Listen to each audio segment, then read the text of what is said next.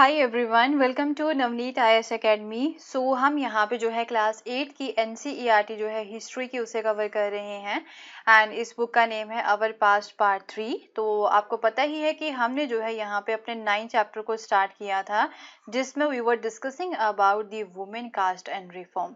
तो हम यहाँ पे रिफॉर्म मूवमेंट्स के बारे में बात कर रहे हैं। तो अब तक अपनी प्रीवियस वीडियो में हमने बात की थी कि जो वुमेन के रिगार्डिंग जो भी रिफॉर्म मूवमेंट्स यहाँ पे स्टार्ट हुई थी, राइट, वो कौन कौन सी थी, किसके द्वारा जो है इन्हें यहाँ पे स्टार्ट किया गया था, वो सारी चीजें हम यहाँ पे कवर कर चुके हैं। एंड अगर आपको जो है उसके बारे में कवर करना है तो मैं जो है इसका आई लिंक पे ऊपर जो है आई के ऊपर जो है लिंक दे दूंगी, राइट, आई बटन के ऊपर। तो वहां पे जाके आप इसे डायरेक्टली देख सकते हो, राइट, पढ़ सकते हो वहां से। तो इसी चैप्टर को ही 9 चैप्टर को ही जो है आज हम यहाँ पे आगे कंटिन्यू करेंगे। आज हम बात करेंगे about the caste reforms, right, caste reforms के बारे में आज हम यहाँ पे बात करेंगे। तो लेक्चर स्टार्ट करने से पहले आपको बता दूं कि ये जो है मेरे टेलीग्राम चैनल का लिंक है। इस पे आपको जो है डेली न्यूज आर्टिकल स्टोरी जो है the Hindu and Indian express के उसकी इंफॉर्मेशन मिलेगी। लिंक इसका जो है वो नीचे मैं डिस्क्रिप्शन बॉक्स में दे चुकी हूँ, डायरेक्टली वहां पे जाके आप इसे फॉलो कर सकते हो, राइट। सो चलिए ज्यादा टाइम वेस्ट ना करते हुए कंटिन्यू करते हैं विद द चैप्टर नंबर 9। तो अब हम बात करेंगे about the caste and social reform. तो some of the social reformers we have been discussing also criticize the caste inequalities। तो जैसे कि आपको पता है कि कई सारे ऐसे सोशल रिफॉर्मर्स थे जो यहाँ पे जो है वुमेन के बारे में जो है बात कर रहे थे, उनकी सिचुएशन के बारे में बात कर रहे थे। वही वाले जो सोशल रिफॉर्मर्स थे वो क्या करते हैं, वो कास्ट इनइक्वालिटीज जो थी ना हमारी सोसाइटी में उन्हें भी क्रिटिसाइज करते हैं। जैसे कि राजा राम मोहन रॉय हो गए, उन्होंने एक पुराना बुद्धिस्ट टेक्स्ट है, राइट, जो कि क्रिटिकल था यहाँ पे रिगार्डिंग दी कास्ट सिस्टम, उसे ट्रांसलेट किया था एंड लोगों को समझाने की कोशिश की थी। सो प्रार्थना समाज जो है वो भक्ति ट्रेडिशन को जो है फॉलो करता है। जैसे कि आपको पता है कि भक्ति ट्रेडिशन में जो है क्या चीज होती है, वो क्या फॉलो करती है, spiritual equality of all the caste, right. तो वो जो इस फॉर्मूले को जो है अप्लाई करते हैं वो भक्ति ट्रेडिशन को फॉलो करते हैं। एंड अगर बॉम्बे की बात करें तो यहाँ पे परमहंस मंडली जो थी वो 1840 में फाउंड की गई थी for the abolition of the caste, कि कास्ट सिस्टम जो है उसे एबोलिश किया जाए। तो ये जो रिफॉर्मर्स थे या फिर जो मेंबर्स थे रिफॉर्म एसोसिएशंस के, ये मोस्टली जो है ना अपर कास्ट के लोग ही थे, मोस्टली अपर कास्ट से बिलोंग करते थे।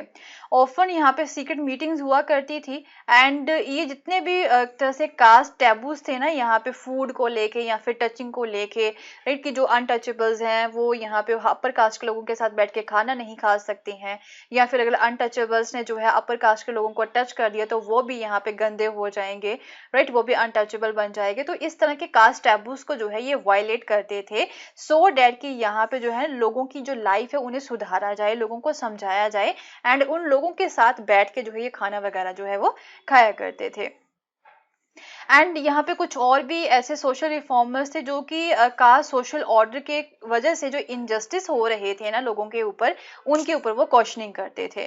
सो पूरी 19th सेंचुरी की अगर हम यहाँ पे बात करें तो उस समय में क्रिश्चियन मिशनरीज जो थे वो भी भारत में आ चुके थे। तो उन्होंने क्या किया कि जो ट्राइबल ग्रुप्स हैं या फिर जो लोअर कास्ट के चिल्ड्रन है ना उनके लिए भी स्कूल्स बनाने यहाँ पे स्टार्ट कर दिए थे। एंड सो डैट कि ये जो बच्चे हैं ना वो भी एक तरह से अपना जो वर्ल्ड चेंज हो रहा है ना उसकी तरफ अपना जो रास्ता है वो यहाँ पे बना सके। तो इसी की वजह से जो है ना उन्होंने उन बच्चों को पढ़ाने लिखाने का जो जिम्मा है वो ले लिया था। एट द सेम टाइम जो गरीब लोग थे ना यहाँ पे, उन्हें पता था अब की जो सिटीज है ना हमारी कंट्री की वो काफी ज्यादा चेंज हो रही थी। तो वो जो है अब नई जॉब्स को फाइंड करने की कोशिश कर रहे थे जो कि सिटीज में यहाँ पे ओपन हो रही थी जॉब्स, तो उनकी तरफ जो है वो निकल जाते हैं। तो यहाँ पे फैक्ट्रीज जो है काफी ज्यादा ओपन हो रही थी, तो फैक्ट्रीज में बहुत ज्यादा काम था एंड इवन जो है जरूरत भी थी वहां पे इन लोगों की। एंड म्यूनिसिपैलिटीज में भी जो है काफी सारी जॉब यहाँ पे आ रही थी, तो ये उन जॉब्स को जो है सर्च करने के लिए निकल जाते हैं। तो इस तरह से धीरे धीरे जो है ना इनकी जो लाइफ है वो थोड़ी सी सुधरनी यहाँ पे स्टार्ट हो जाती है 19th सेंचुरी में। तो जैसे कि आपने पढ़ा है चैप्टर नंबर 6 में कि सिटीज जो है वो यहाँ पे एक्सपेंड हो रही थी, फिर फैक्ट्रीज यहाँ पे आ रही थी, मार्केट बन रही थी, तो वहां पे जो है ना लेबर की बहुत ज्यादा डिमांड थी। जो ड्रेन्स थी वो यहाँ पे डग करनी थी, रोड्स बनानी थी, बिल्डिंग्स कंस्ट्रक्ट करवानी थी, सिटीज को क्लीन करना था, तो बहुत ज्यादा लेबर की जरूरत थी। तो कुलीज की, diggers, carriers, bricklayers, sewage cleaners, sweepers हो गए, प्लैंक्विन बेयरर्स हो गए, रिक्शा पुलर्स हो गए, तो इन सब की यहाँ पे जरूरत थी। तो ये सारी लेबर आएगी कहाँ से, जो गरीब लोग थे from the villages and small towns and even जो है many of them from the low caste जो लोग थे वो अब सिटीज की तरफ मूव करना स्टार्ट कर देते हैं, जिन सिटीज में यहाँ पे लेबर की बहुत ज्यादा डिमांड थी। एंड कुछ तो जो गरीब लोग थे ना यहाँ पे गाँव से जो बिलोंग करते थे या फिर स्मॉल टाउन से बिलोंग करते थे, वो प्लांटेशन का काम जो है वो भी करने के लिए निकल जाते हैं, क्योंकि Assam, Mauritius, Trinidad and Indonesia में जो है ना प्लांटेशन वर्कर की बहुत ज्यादा जरूरत थी। तो हाउएवर ये जो काम था ना जो न्यू लोकेशंस में था वो बहुत ज्यादा हार्ड था। प्लांटेशन का काम जो था ना एक तरह से बैक ब्रेकिंग वाला काम था।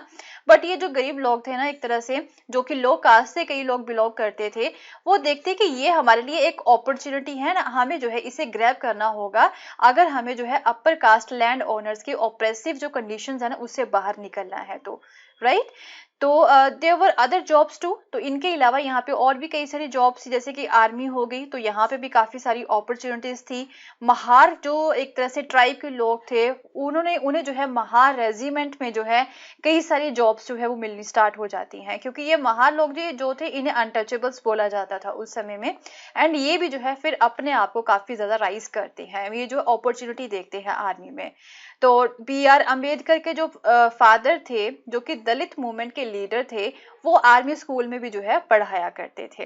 राइट, तो अब जो है इक्वेलिटी एंड जस्टिस की जो डिमांड है वो बहुत ज्यादा बढ़ जाती है। इवन जो पहले तो जैसे कि हमने देखा है कि जो रिफॉर्मर्स थे वो मोस्टली अपर कास्ट से ही बिलोंग करते थे, अब जो है लो कास्ट के जो लोग हैं वो भी पढ़ लिख जाते हैं एंड अब जो है वो भी इक्वेलिटी एंड जस्टिस के लिए जो है डिमांड करना स्टार्ट कर देते हैं। So gradually by the second half of 19th century जो नॉन ब्राह्मण कास्ट के लोग थे वो भी अब जो है एक तरह से मूवमेंट को ऑर्गेनाइज करना स्टार्ट कर देते हैं against the caste discrimination and वो social equality and justice demand करते हैं। तो जैसे कि सेंट्रल इंडिया में सतनामी मूवमेंट थी जिसे जो है घासीदास के द्वारा जो है फाउंड किया गया था। तो ये चीजें आपको यहाँ पे याद रखनी है, कौन सी मूवमेंट को किसने फाउंड किया था, कब फाउंड किया गया था, कहाँ पे जो है ये ज्यादा स्टार्ट हुई थी। सतनामी मूवमेंट जैसे कि सेंट्रल इंडिया में ही थी, राइट, तो इसे घासीदास के द्वारा जो है फाउंड किया गया था। एंड ये लेदर वर्कर्स के साथ जो है काम किया करते थे एंड इन्होंने जो है ना उनके सोशल स्टेटस को इम्प्रूव करने के लिए ये मूवमेंट जो है वो ऑर्गेनाइज की थी। तो दूसरी तरफ यहाँ पे ईस्टर्न बंगाल की बात करें, यहाँ पे हरिदास ठाकुर थे जो कि मतुआ सेक्ट से बिलोंग करते थे, वो चंडाला कल्टीवेटर्स के साथ जो है मिलके काम करते हैं। एंड हरिदास जो हैं वो ब्राह्मणिकल टेक्स्ट के ऊपर जो है क्वेश्चन करना स्टार्ट कर देते हैं, जो ब्राह्मणिकल टेक्स्ट यहाँ पे कास्ट सिस्टम को या फिर वर्ना सिस्टम को जो है सपोर्ट करती थी। राइट, सो केरला की अगर हम बात करें, यहाँ पे इजावा कास्ट के एक गुरु थे श्री नारायण गुरु, तो वो भी जो है प्रोक्लेम करते हैं the idol of unity for his people, कि वो बोलते हैं कि सभी लोग जो हैं उन्हें मिलजुल के रहना चाहिए एंड इक्वलिटी में यहाँ पे रहना चाहिए, सभी जो लोग हैं वो इक्वल है। ओके, तो एक तरह से ही argues against treating people unequally on the basis of caste differences. तो फिर वो जो है उन्हें एक तरह से बोलते हैं कि जो लोग कास्ट डिफरेंसेस के बेसिस पे लोगों को अनइक्वली ट्रीट करते हैं ना, ये चीज गलत है, उनके खिलाफ ये बात करते हैं। एंड अकॉर्डिंग टू हिम वो बोलते हैं कि जितना भी ह्यूमन काइंड है, जितना भी ह्यूमन क्रिएचर है वो सेम कास्ट से बिलोंग करता है। तो उनकी एक फेमस स्टेटमेंट भी है, ओरु जाति ओरु मातम ओरु देवम मनुष्यानु, राइट, जिसका मतलब है one cast one religion one God for the human kind. तो ऑल दी सेक्ट्स, ये जो सारे सेक्ट जो थे ना वो कौन से लीडर्स के द्वारा फाउंड किए गए थे, जो कि नॉन ब्राह्मण कास्ट से जो है बिलोंग करते थे एंड सभी जो है इकट्ठे मिलके यहाँ पे काम करते हैं। एंड इवन डोमिनेंट कास्ट की जो भी डोमिनेंट कास्ट के द्वारा जो भी हैबिट्स एंड प्रैक्टिसेस यहाँ पे जो है लागू की गई थी उन्हें जो है ये चेंज करने की भी कोशिश करते हैं। And they try to create a sense of self esteem among the subordinate caste. तो ये जो सबऑर्डिनेट कास्ट थी ना उन सब में जो है एक सेल्फ स्टीम की जो भावना होती है ना वो क्रिएट करने की ये कोशिश करते हैं, उनके बीच में कॉन्फिडेंस लाने की ये कोशिश करते हैं, अपने लिए रिस्पेक्ट लाने की कोशिश करते हैं। तो इन्हीं लोगों में से जो है एक पर्सन थे ज्योतिराव फूले एंड उन्होंने ये बुक लिखी थी गुलामगिरी। गुलामगिरी आपको नेम से ही यहाँ पे पता चल रहा होगा कि स्लेवरी को लेके जो है इन्होंने यहाँ पे ये बुक लिखी थी। ओके, तो ये भी जो है लो कास्ट लीडर थे एंड इन्होंने भी जो है काफी ज्यादा काम किया था। सो ज्योतिराव फूले जो कि 1827 में इनका जन्म हुआ था, तो ये क्रिश्चियन मिशनरीज के स्कूल में ही पढ़े थे। एंड इन्होंने जो है जैसे जैसे ग्रो होते गए अपने जो आइडियाज थे वो खुद डेवलप करते गए थे about the injustice of the caste society. ये देख रहे थे कि कास्ट सोसाइटी में जो भी इनजस्टिस हो रहे हैं उसको लेके ये जो है खुद अपने आइडियाज डेवलप करते जाते हैं। एंड एक तरह से ब्राह्मण्स के जो क्लेम थे ना, उनके ऊपर ये अटैक करते हैं कि जो ये क्लेम करते थे कि वो जो है सुपीरियर है देन दी अदर्स, क्योंकि वो आर्यंस हैं। ऐसा ब्राह्मण्स बोला करते थे उस समय में कि हम जो है आर्यंस हैं, दैट इज वाई हम जो है इन लोगों से सुपीरियर हैं। तो जो फूले हैं वो ये आर्ग्यू करते हैं डेट कि जो आर्यंस थे ना बेसिकली वो फॉरेनर्स थे जो कि बाहर से हमारे भारत में आए थे, हमारे सब कॉन्टिनेंट में आए थे। एंड यहाँ पे जो लोग बेसिकली रह रहे थे ना इंडिया में, जो ट्रू चिल्ड्रन है कंट्री के, उन्हें जो है इन लोगों ने हरा दिया था। ओके एंड फिर आके यहाँ पे जो आर्यंस है वो अपनी डोमिनेंस को इस्टेब्लिश कर देते हैं। एंड फिर जो यहाँ के डिफीटेड लोग थे ना इंडिया के, उनकी तरफ जो है ये इंफीरियर पॉपुलेशन के तौर पे जो है देखना स्टार्ट कर देते हैं as a low caste people. So according to the Phule, ये जो अपर कास्ट है इनका जो है हमारी लैंड एंड पावर के ऊपर जो है कोई हक नहीं है। एंड इन रियलिटी ये जो लैंड है वो इंडिजिनियस लोगों की तरफ जो है बिलोंग करती है। ये इंडिजिनियस लोगों की ही लैंड है जिन्हें जो है ये लो कास्ट के लोग बोलते हैं, right. So Phule claim that before Aryan rule there existed a golden age. तो वो बोलते कि आर्यंस के आने से पहले इंडिया में जो है एक गोल्डन एज हुआ करती थी। यहाँ पे जो वॉरियर पीजेंट्स हैं वो अपनी लैंड को खुद जोता करते थे एंड मराठा, एक तरह से मराठा कंट्री साइड जो है ना उसे रूल किया करते थे in just and fair ways में, किसी के साथ कोई भेदभाव यहाँ पे नहीं होता था।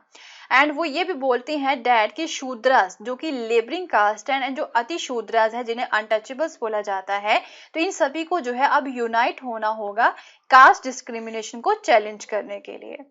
तो फिर सत्यशोधक समाज भी जो है ज्योतिराव फूले के द्वारा जो है फाउंड किया जाता है कास्ट इक्वालिटी को प्रोपेगेट करने के लिए। तो ये भी आपको यहाँ पे याद रखना है कि सत्यशोधक समाज जो है ये किसने जो है एक तरह से फाउंड किया था, ज्योतिराव फूले ने जो है इसे फाउंड किया था कास्ट इक्वालिटी को प्रोपेगेट करने के लिए, राइट। सो फिर 1873 में फूले जो है वो गुलामगिरी नाम की एक बुक भी लिखते हैं जिसका नाम है स्लेवरी। तो सम 10 years बिफोर दिस, गुलामगिरी लिखने के कुछ 10 साल पहले की बात है कि यहाँ पे अमेरिका में सिविल वॉर हुई थी एंड जिसकी वजह से जो है ना अमेरिका में जो स्लेवरी है वो खत्म हो गई थी।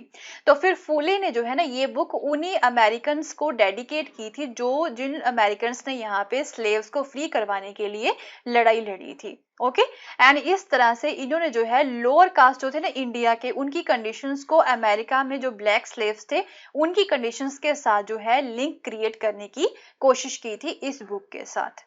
ओके सो जैसे कि आप देख सकते हो as this example shows Phule extended his criticism of the caste system to argue against all forms of inequality. तो कास्ट सिस्टम का तो वो क्रिटिसाइज करते ही करते थे, उसके अलावा जो है वो हर फॉर्म की जो इनइक्वालिटी थी जैसे कि स्लेवरी हो गई, राइट, ये भी एक इनइक्वालिटी हो गई।